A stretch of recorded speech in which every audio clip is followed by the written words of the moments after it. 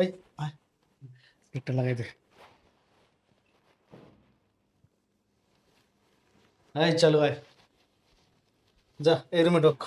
আচ্ছা ঠিক আছে যাইতেছি। শোন, আমার কিন্তু আবার বেশি সময় নেই, চালু করে আইস। আচ্ছা যা। এই তুই টাকা আমি যাই। এই দাঁড়া, এদিকে আয়। কই যাস? কি হলো তোর আবার? হ্যাঁ, কই যাস? আর কই যাই মানে? শোন, তোর আমি বড়, সুতরাং আমি আগে যাব, তুই পরে যাবি, বুঝছস? আমি আগে যা কাজটা করি, দ্বিতীয়বার তুই যাবি। দেখ বন্ধু, প্রতিবার কিন্তু তুই আগে যাস, এবার কিন্তু আমি যাবো। এই শোন, তুই ছোট, ছোটর মতো থাক।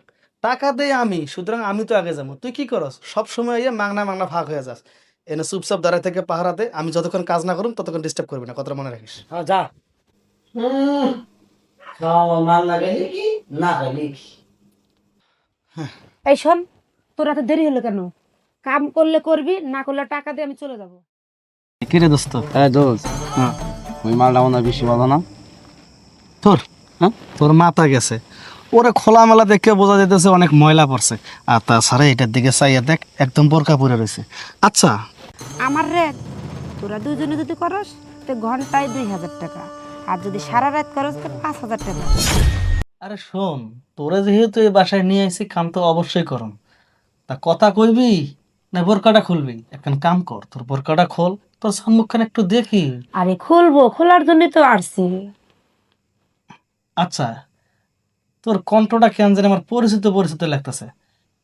তাছাড়া তোর চেহারাটা আমার খুব চেনা চেনা লাগতেছে। এই, সত্যি করে বলতো কে তুই? চেনা চেনা লাগতেই পারে, হয়তো রাস্তাঘাটে দেখছস। আর একখান কথা কই, এই কাজ কি তুই ডেলি ডেলি করস? হ, ডেলি ডেলি করি। কেন করবো না? কারণ আমার বাপের তো টাকার অভাব নাই।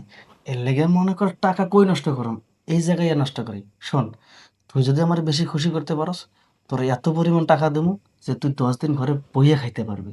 তাছাড়া এই কাজ আমি না করলে আমার ভালোই লাগে না। এই জন্য তো প্রত্যেকটা দিন একটা করে মেয়ে বাসায় নিয়ে আসি। আচ্ছা, অত কথা বাদ, তুই তোর মুখটা দেখা।